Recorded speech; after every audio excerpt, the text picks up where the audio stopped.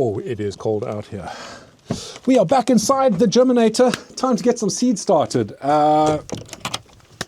It is so cold out there. We are having a bit of a cold spell at the moment. It has been snowing the last couple of days. It's the 6th of January at the moment, so just in case you're growing along with me.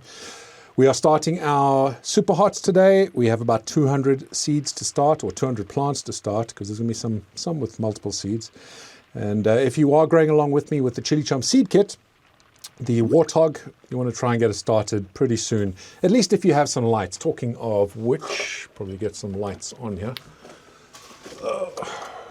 I need to get these seed trays full up. I've already processed some soil a little bit earlier, mixed it up, ran it through a bit of a sieve, and also added some vermiculite just to give it a bit of aeration, lighten it up a bit. The compost I'm using seems to be quite dense, so yeah, a little bit of vermiculite will lighten that up. We have such a great collection of seeds this year. It, again, was just so difficult to choose which ones I was going to grow.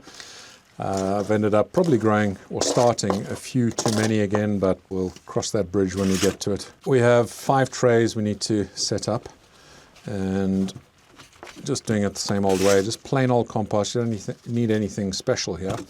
I am lightening it up a little bit with the vermiculite. Make sure there's no air pockets in there.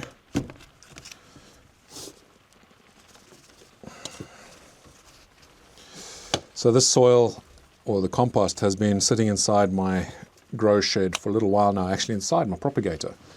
And that just helps keep the temperatures where I want them, because you don't want to put your seeds inside cold soil. It'll just take longer for them to germinate. So get the soil up to temperature before you go and put them inside the seed cell, and you'll have much quicker germination. So this year was actually out here in the propagator for the last 24 hours, because it takes that long to get up to temperature.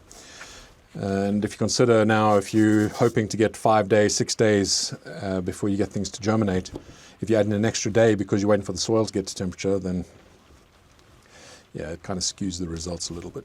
Oh, we had a bit of a late arrival, so hopefully you watched my seed choosing video last week, I think it was. And you saw all the lovely seeds that I have that I'm going to be starting this year. And you hopefully saw all the lovely seeds that you guys sent me. Again, thank you so much.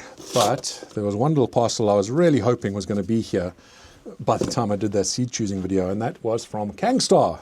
So Khangstarr, thanks so much for coming through. It arrived literally the day after I had finished doing that video. We've got the old classics like the Khangstarr Lemon Starburst. Of course, the KSLS is a chinense, so that'll also get started now. Basically start all my chinense at this point.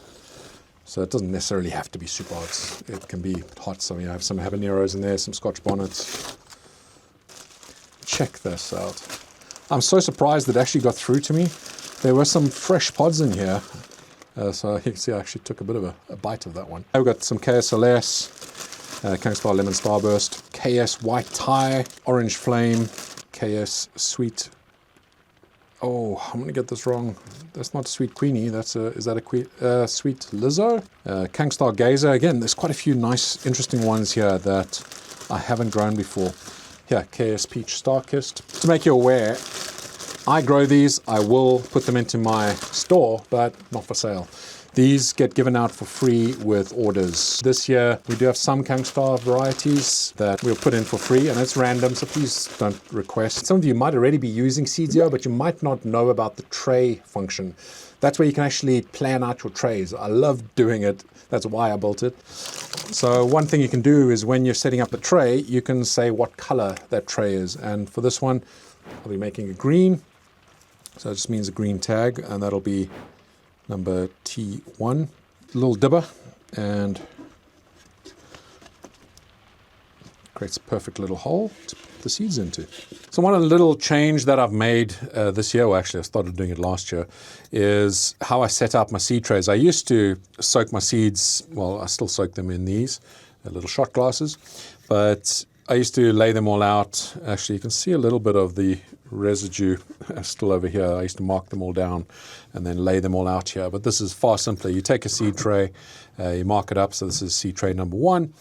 This is obviously seedio over here with a seed tray marked out that I've pre-planned. And I can have a look here. I can see there's Big Mustard Mama, the first 5 cells. So I start from the top left and I work my way down. But that there, the first 5 cells, so I only need to put 1 over there. 7-pot Brain Strain Yellow is the next 3 cells on the second column. The CC Habanero Fire is over there. 7-pot Black. And so on and so on. And I can just do that.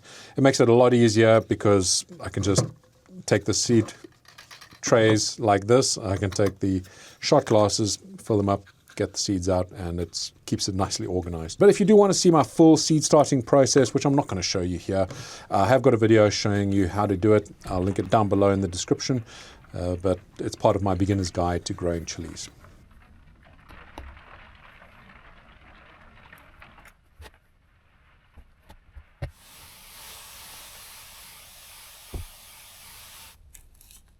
This is now the next day and everything is inside the propagator, and yeah, we just now wait and see. We've got a few days to wait till we start seeing any activity, but I thought I'd just show you what it looks like for now. As you can see, I set my propagators to 28 degrees Celsius. I could go a little bit higher, but 28 is good. There's a bit of fluctuation because of the hysteresis, so it can hover around there. 27 degrees to 29 degrees, but 28 is pretty much the average. And we have a lot of humidity going on in here, which is absolutely perfect. So these are 100-watt propagators. That means that we can maintain some decent heats in here. So at the moment inside the grow shed, it is 19 degrees, and that's purely because I have my diesel heater running. Well, it's off at the moment because it's quite noisy. But I can maintain an average of about 16 degrees Celsius in here and still maintain a 28 degrees Celsius over there because ambient temperature can affect things. But here you can see I have 5 trays in here. I have got some water sitting down on the bottom of this, partly because I want to maintain the humidity, partly because it transfers the heat quite nicely. It creates a bit of a thermal zone. These trays, unfortunately, they're beautiful trays. I absolutely love them. But if you look at the bottom, there are no grooves. So that means that if this is sitting on a flat surface, the water's not going to be able to drain out. And you get some root systems that are going to get drowned and very unhappy chili plants. So what I was doing previously was just using some plastic spacers underneath each of the trays, but that was a bit finicky and a bit of a pain. So instead I went and got some of these little plastic trays, and it's absolutely perfect. So we're off to a good start. It's nice to have things in the ground again, or in the soil, ready to germinate. And the exciting part comes in the next couple of days. Thank you so much for spending some time with me, and look forward to seeing you on the next video. Until then, stay spicy. What's going on? What is it? What is it?